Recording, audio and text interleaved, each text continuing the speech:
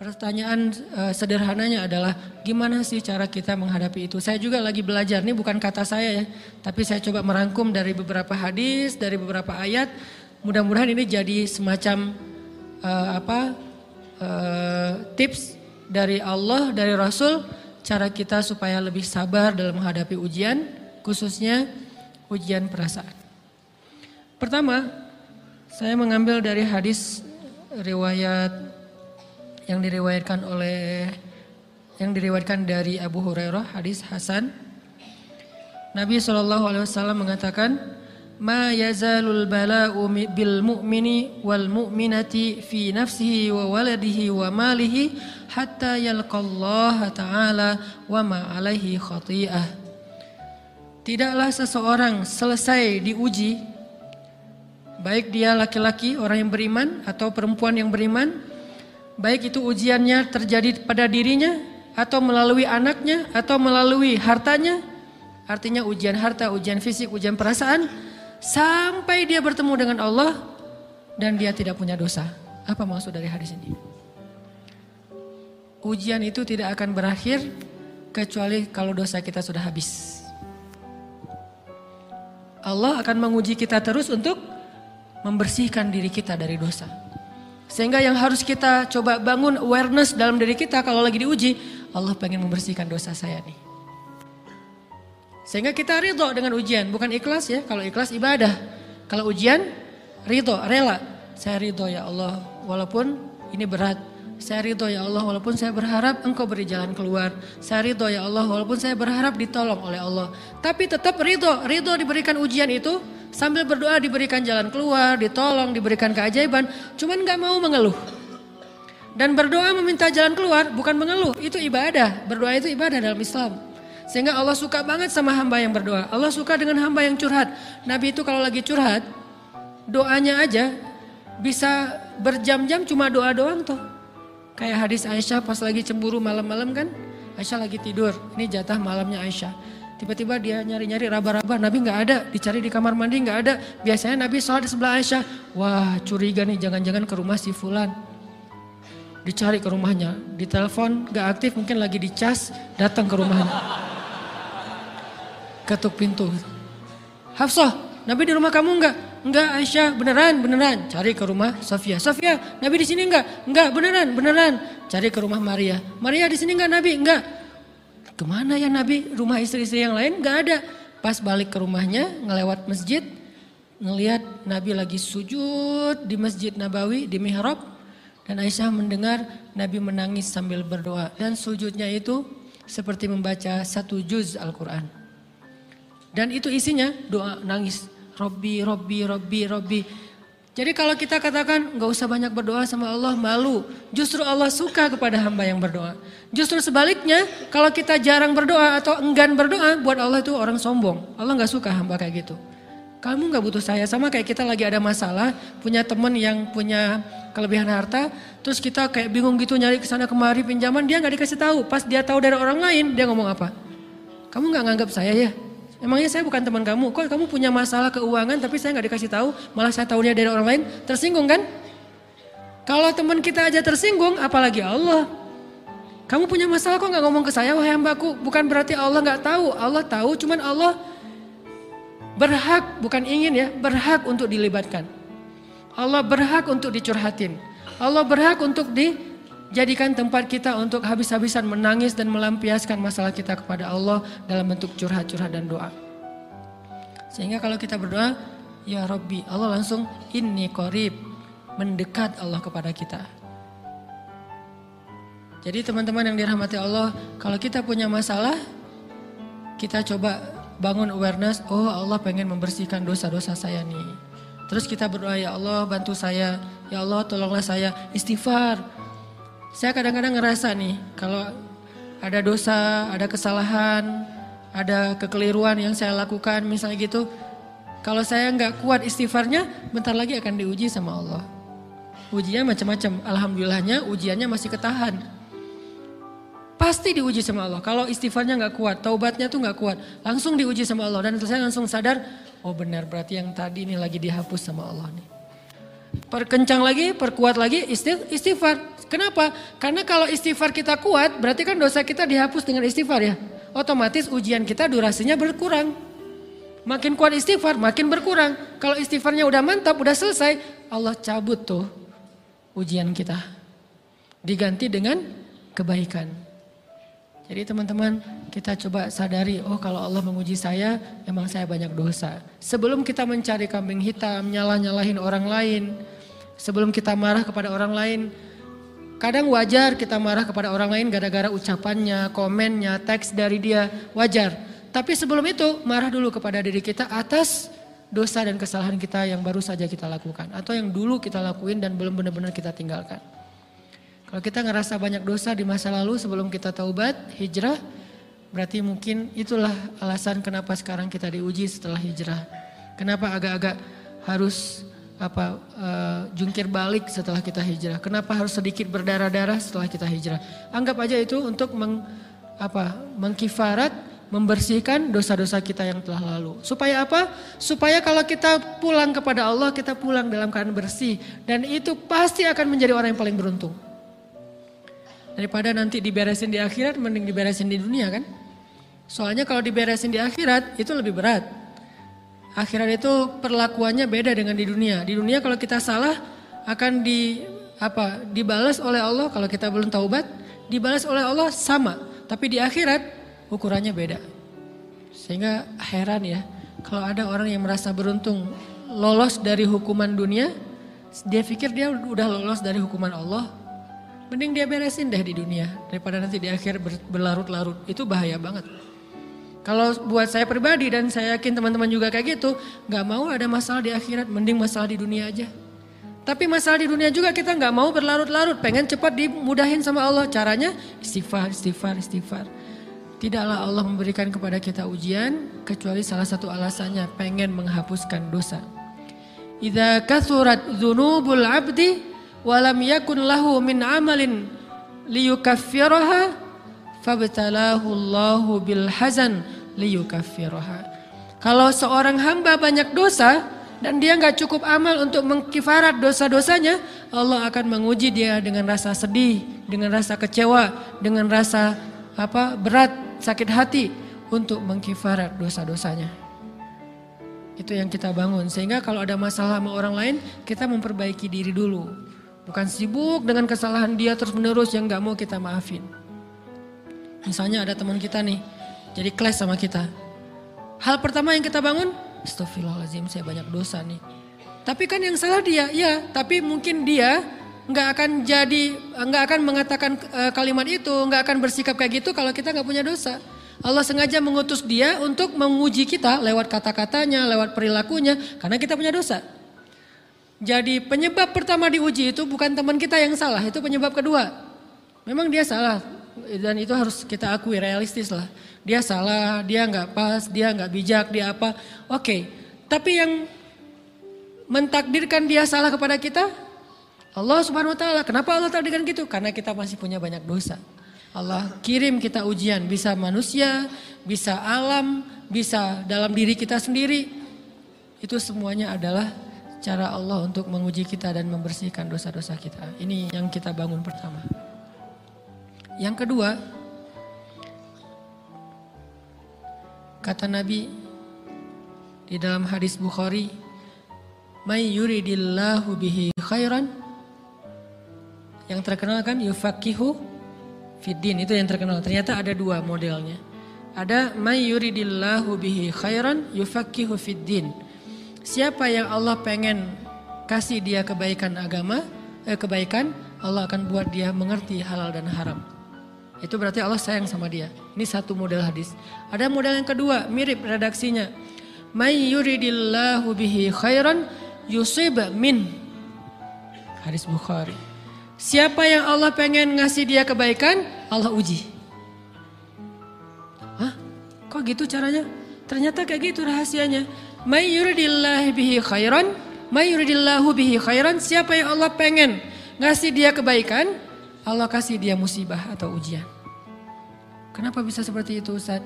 Fa inna ma'al usri yusra, Inna ma'al usri yusra. Seolah-olah Allah bilang di dalam ayat itu, kalau kalian mau dapat kemudahan, biasanya lewatnya kesusahan dulu.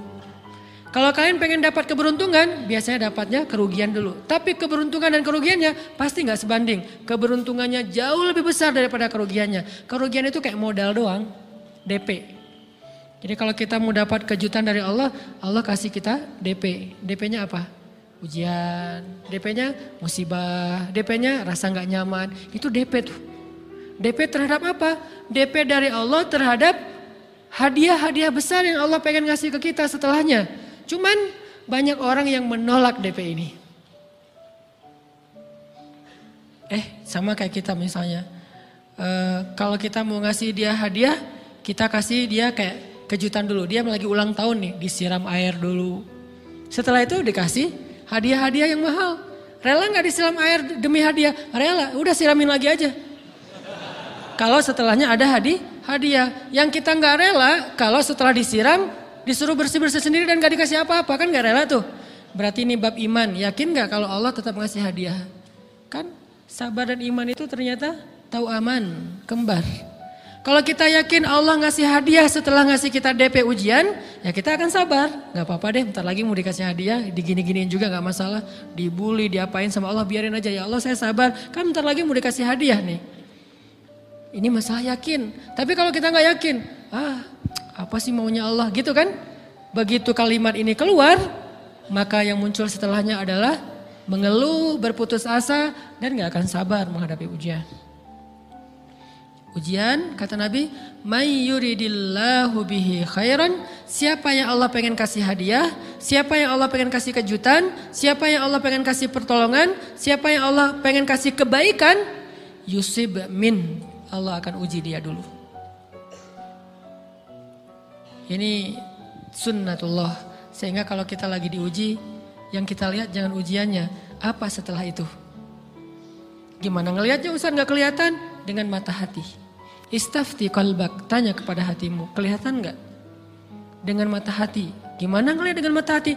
Dengan iman, saya percaya Allah pasti ngasih kebaikan setelah ini. Orang Allah sendiri yang ngomong, gak ada satu huruf pun di Al-Quran yang salah. Apalagi satu ayat, apalagi dua ayat. Fa inna ma'al usri yusra, ditegesin lagi. Inna ma'al usri yusra. Tapi usr dulu, baru yusr.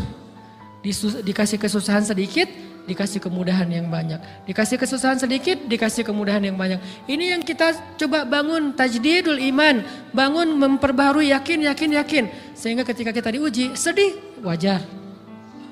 Mengaduh sedikit bukan mengeluh ya. Kalau mengeluh kan nyalahin Allah. Kalau ngaduh, yang namanya orang dicubit kan, itu ngaduh. Tapi kalau, apa sih maunya Allah? Nah itu ngeluh. Antara mengadu dengan mengeluh berbeda. Mengadu itu manusiawi. Sedih itu manusiawi. Air mata bahkan bukan hanya manusiawi, itu rahmat dari Allah. Orang yang gak bisa menangis itu yang bahaya. Kalau kita masih bisa menangis, berarti kita masih peka hatinya. Bukankah anak kecil paling sering menangis? Berarti hatinya peka. Siapa lagi selain anak kecil yang paling sering menangis? Cewek. Cowok itu emang gak punya perasaan, makanya jarang nangis. Cewek dikit-dikit nangis, jangan bilang, cemen banget sih nangis, cengeng apa. Enggak, karena dia perasaannya lebih peka dari kita. Itulah kenapa Allah menitipkan bayi kepada perempuan. Kalau dititipin ke laki-laki hancur. Di balik kepekaan perempuan, di balik sensitifnya perempuan, di balik perasaannya yang luar biasa, di situ Allah Subhanahu wa taala menitipkan amanah, dia yang paling baik dalam merawat bayinya. Perempuan secara umum mungkin lebih banyak bicara daripada laki-laki ya. Walaupun ada orang yang perempuan pendiam banget, ada yang gak ngomong sama sekali, misalnya diem-diem aja, ada. Tapi secara umum perempuan lebih banyak berucap daripada laki-laki. Emangnya ini kekurangan? Bukan. Ini kelebihan. Kalau dia berikan itu dalam hal yang tepat. Apa yang tepat? Mendidik anak. Justru karena perempuan banyak ngomong, lebih baik dalam mendidik anak daripada laki-laki. Laki-laki itu kurang mendidik, kurang mengedukasi kepada anak dengan usia tertentu karena dia jarang memahamkan. Salah hanya marah, salah hanya ditegur. Kalau ibunya jelasin gini sebelum tidur ibunya yang ceritain banyak cerita. Saya sendiri ngalamin sering mana seorang ayah sama ibu interaksi sama anak dalam bentuk verbal. Sering ibu. Jadi menangis itu rahmat dari Allah. Gak apa-apa, nangis aja. Dan itu tidak disebut mengeluh. Kamu kok nangis sih? Kan orang Islam harus sabar. Emangnya nangis dengan sabar itu bertolak belakang? Sabar tetap sabar. Ya nangis jalan aja terus nangis. Nangis apa pakai nangisnya nggak cuma nangis doang. Emotikonnya juga nangis berderai-derai gitu. Sampai air matanya menggenang gitu kan ya. Boleh lah. Ditambah lagi dengan visual menangisnya. Posting bahwa dia lagi tertusuk duri. Dengan postingan kaktus atau apalah. Dia pengen share ke semua orang bahwa saya sedang sedih. Sehingga nanti ketika ada orang yang menghibur dia dengan sedikit kata-kata yang sabar ya segala macam. Wah makin berderai-derai. Itu belum jadi. Kecuali dia keluarkan kata-kata mengeluh. Baru dia disebut orang yang banyak mengeluh. Berputus asa. Kalau mengaduh wajar. Walaupun ada nabi udah diuji berat gak mau mengaduh. Apalagi ngeluh. Zakaria. Digergaji mengadu aja enggak. Kenapa? Karena kata malaikat kalau kamu mengaduh sedikit aja. Maka Allah subhanahu wa ta'ala akan menghancurkan kaum ini. Dia kasihan kepada kaumnya enggak mau mengaduh. Satu-satunya orang yang kita tidak boleh mengaduh hanya orang tua. Atau itu mengeluh kalau untuk orang tua. Kalau yang lain enggak disebut mengeluh. Kalau ke teman, malas enggak apa-apa. Jangan sering-sering tapi. Apaan sih? Ke teman boleh. Tapi ke orang tua, saja itu bukan lagi mengaduh, itu sudah mengeluh. Khusus untuk orang tua. Kalau diantara manusia. Kalau kepada Allah dan Rasul, pastinya lebih dari itu. Ketika kita diam saja, tidak langsung beranjak sami'na wa ata'na labbaika ya rabbi wa sa'daik, enggak memenuhi panggilan Allah, itu sudah disebut bagian dari kufur ingkar. Tapi minimal kita mungkin masih mengaduh, kita masih menangis, kita masih lelah, kita masih merasa lemah. Setidaknya kita tidak mengeluh. Kenapa? Kita percaya Allah kalau mau ngasih hadiah kepada hambanya, DP-nya itu ujian. Dan yakinlah hadiahnya minimal 10 kali lipat lebih baik daripada ujian itu. Minimal, karena gak ada amal soleh yang dibalas di bawah 10 kali lipat tuh gak ada. Amal soleh, amal ya bukan niat. Amal yang udah kita kerjakan minimal dibalas 10 kali lipat. Minimal, maksimalnya bighairi hisab, tanpa batas. Bighairi hisab, tanpa batas. Ada yang 700 kali lipat kayak sedekah. Tapi tetap aja ayat sedekah di akhirnya ujung-ujungnya apa? Bighairi hisab juga kan? Berarti sedekah itu minimal dibalas 700 kali lipat. Minimal. Kalau kita yakin.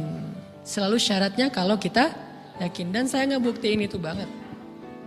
Saya pernah ngalamin lagi jalan-jalan di sebuah kota yang ada becak kayuhnya, becak sepeda gitu ya. Jalan terus saya bilang, Pak berapa ongkosnya? 20.000. Udah naik aja 20.000. Karena kita keliling-keliling kota, ternyata saya jadi kasihan sama dia 20.000. Kasihan kan 20.000 dibayar keliling kota walaupun pas mampir beberapa tempat mungkin dia dapat tips ya. Tapi saya nggak tega gitu, dia cerita tentang anaknya lagi sekolah, apa segala macam, makin bikin baper kan.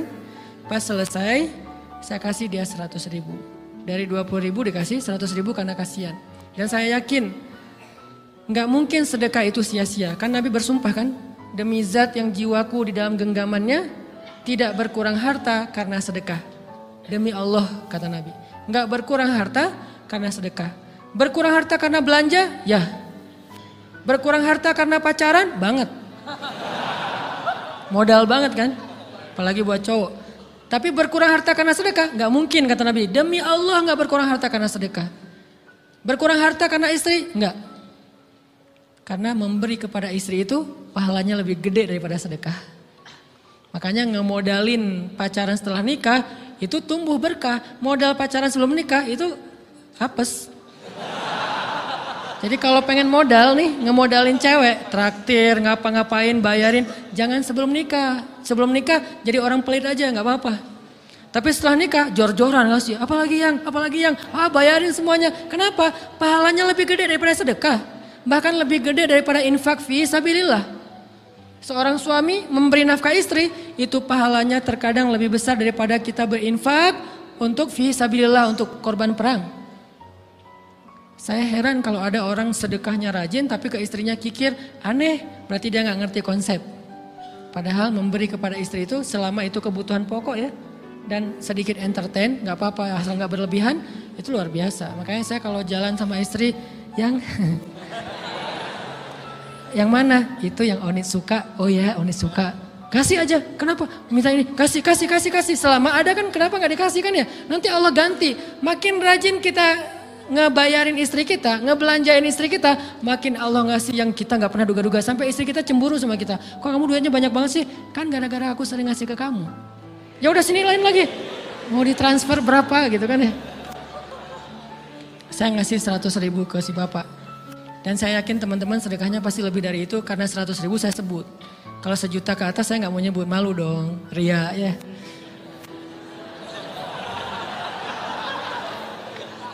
Sebenarnya nggak pernah sih. 100.000 deh, karena kan kecil, saya kasih 100.000.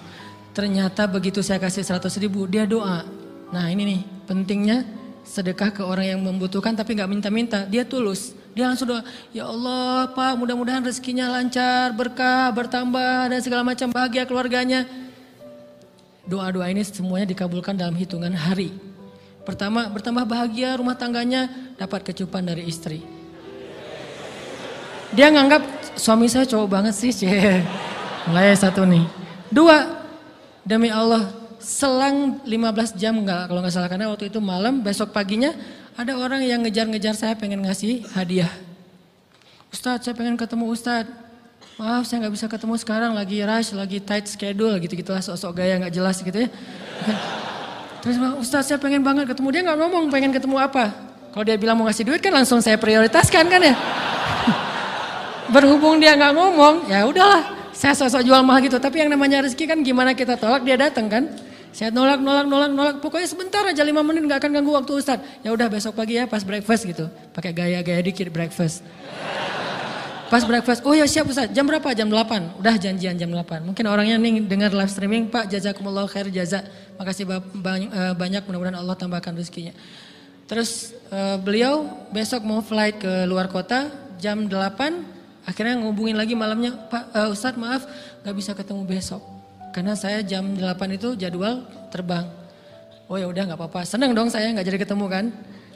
Tahu gitu kan nyesel saya tuh. Seneng.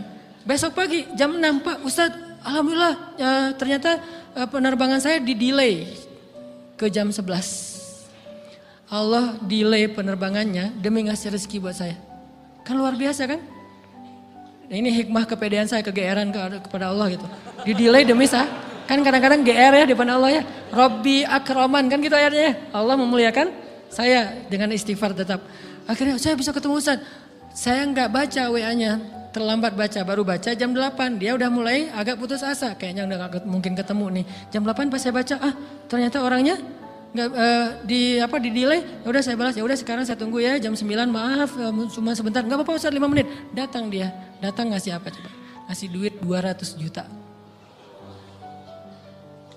Demi Allah, cuman berselang beberapa jam, saya tolak-tolak. Tahu gitu Pak, datang malam ini aja.